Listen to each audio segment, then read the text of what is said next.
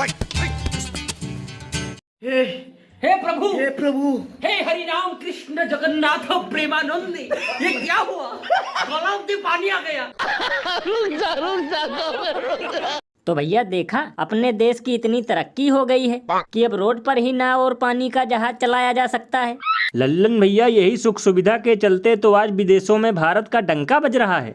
और ये तो कुछ भी नहीं, देखना कुछ दिन बाद लोग इसी सड़क पर जाल डालकर मछली भी पकड़ेंगे। क्योंकि लल्लन भैया, विकास से ज्यादा तो चारों तरफ केवल विनाश झलक रहा है। कहीं सड़क में 2-2 फीट के गड्ढे हैं, तो कहीं सड़क पर भरे पानी में मगरमच्छ घूम रहे हैं, तो कहीं पर रेलवे स्टेशन ही स्विमिंग पूल बन गया है। भैया इसीलिए तो लोग घनघोर मजाक करते हुए ये कहते हैं कि विदेशों में बारिश के 5 मिनट बाद सड़कों से पानी गायब हो जाता है, और हमारे यहाँ 5 मिनट बाद पूरी सड़क। ये बड़ी अच्छी बात कही आप। बताओ, ठीक ठाक मौसम में केवल सांड सड़कों पे नजर आते हैं, और जब बारिश का मौसम आता है तो नदी, तालाब और समुद्र से ज्यादा सड़क पर पानी। टैक्स वसूला जाता है अमेरिका, चीन, जापान की तरह, और बदले में सुविधा के नाम पर केवल दुविधा ही मिलती है। ये बिल्कुल सही कहा आपने। वैसे भैया, एक अंदर की बात बताऊं, देखना कुछ दिन बाद लोग फिर ऐसे ही विरोध प्रदर्शन करना शुरू कर देंगे। देखेगा, घबराना नहीं।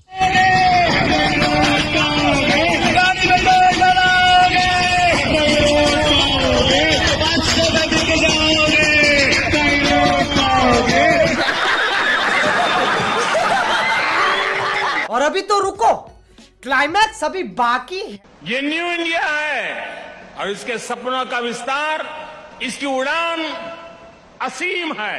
ये सब क्या देखना पड़ रहा है?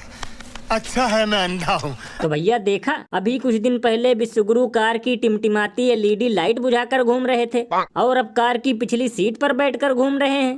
तो लल्लन भैया, इसमें चौंकने की क्या बात है? हो सकता है राहुल गांधी ने भैंस की तरह मोदी जी के कार की एक सीट भी खोल ली हो, इसलिए इन्हें पीछे बैठकर सफर करना पड़ रहा है। वैसे लल्लन भैया, मुझे तो लगता है कि आजकल डंका गुरु की स्थिति भारतीय रुपए से भी ज्यादा खराब चल रही है, क्योंकि जब से 2024 का इलेक्शन हुआ है, तब से इनके चेहरे से ज्यादा तो आलू, टमाटर और प्याज का रेट ग्लो कर रहा है। ये बिल्कुल सही कहा आपने, क्योंकि भैया अब डंकापति एक अकेला सब पे भारी वाला डायलॉग भी नहीं मारते।